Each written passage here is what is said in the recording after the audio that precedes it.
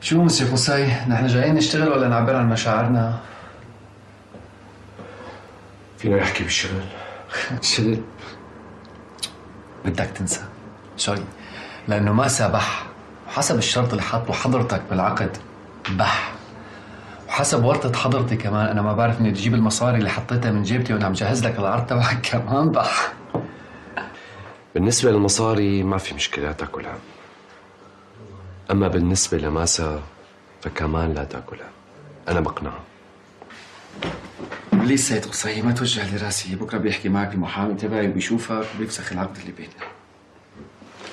سيد لؤي هذا شو رح يصير؟ والعقد رح يتنفذ مثل ما هو. أنساك. باي بيبي باي.